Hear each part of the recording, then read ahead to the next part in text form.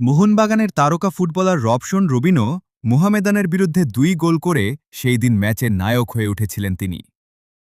কিন্তু সেই ম্যাচে হ্যামস্ট্রিং চোট হয়ে মাঠের বাইরে যেতে হয় তাকে। তারপর জানা যায় যে এই চোট খুব একটা গুরুত্বপূর্ণ না হলে কিছুটা সময় লাগবে ঠিক হতে। কিন্তু তারপর দুটো ম্যাচ রবশনকে ছাড়া মাঠে নামতে হয়েছিল coach Lobera trim. Mohun Bagan brigade কিন্তু সেই সময় তিনি তখনও থেমে তিনি সাইডলাইনে একা প্র্যাকটিস করতে দেখা যাচ্ছে। তাকে ধীরে ধীরে ম্যাচে ফেরার জন্য তিনি নিয়মিত প্র্যাকটিস করে যাচ্ছে।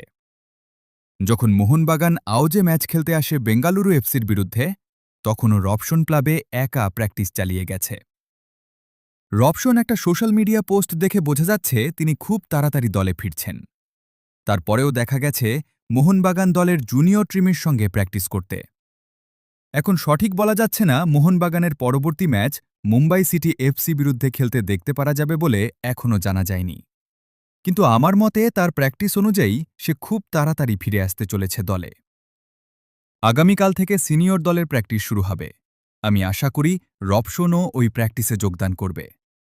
কোচিং স্ট্যাফেরা নজর রাখবে তার দিকে।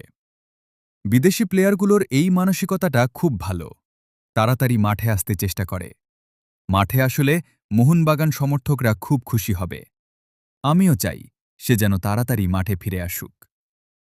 ব্রাজিলিয়ান উইঙ্গার রবশন রবিনহো এই বলে আমার ছোট্ট ভিডিওটা এখানে শেষ করছি।